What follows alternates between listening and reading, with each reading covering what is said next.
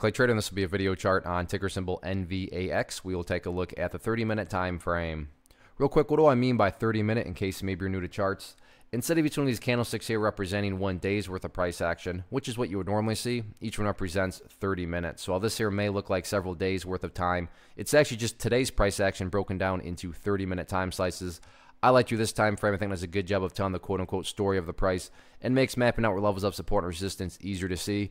And this one has pulled off, I don't want to say the impossible, but the odds were not looking very good, and the bulls have definitely showed back up. I say that because a couple days ago when I did the video, I talked about how the price made this super impressive move, and then all of a sudden the bears showed up, and the price was, you know, the words I used were thin ice. Now, I'm not going to beat that dead horse again, so if you want to watch the video from a couple days ago in the archive, you can get that. But price was on thin ice. Things were looking very, shaky because the price was threatening going right back to where it started. This area down here below that green line being, where it all started because that was the previous channel. But then tomorrow or yesterday, as I talked about, price did a good job of maintaining above that 80-cent mark.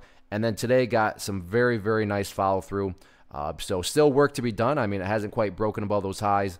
But certainly the chart I would no longer say is on thin ice because it's created quite a bit of separation from that 80-cent mark. Again, if you want to know the importance of that, you can just go watch the video from yesterday. But the first update, though, that needs to be done is, an ideal area of support that's now been, put into place. And that's right up there at 88 cents. So if you just say, hey, Clay, what would make this chart look the most powerful going forward? If the price can maintain and stay up above 88 cents, which so far so good, you can see right there. A couple different instances, the bears try to press down through there, but the bulls did a great job. Now, don't get me wrong. If the price falls below 88 cents, I'm not sitting here saying that the entire chart's ruined or anything like that. But yeah, preferably speaking, if the price can hold above there, the better. A very simplistic way to kind of measure the health of the current move, this right here being the move. Just watch that purple line, the 50-period simple moving average. Keyword there being moving, so as time goes by, that line's going to continue to move its way upwards. And like I said, a very black and white way to measure the health of the current move. As long as the price stays above that purple line going forward, the bulls are in full control. Now, what about areas of resistance? At this point, the main level that really stands out to me, not exact, but I think we can all agree there's quite a bit of price congestion right up here around the 98-cent mark. Yes, a couple times the price went above it, a couple times the price went below it, but point being, congestion right around 98 cents, so that's definitely public enemy number one going into tomorrow. Very nice day today, nice recovery from a couple days ago, so we'll see how things close out the week tomorrow.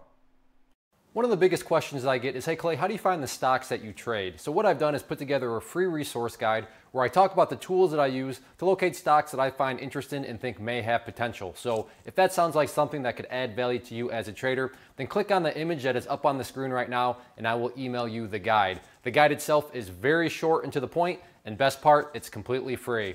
Thanks for watching the video. Let me know if you have any questions.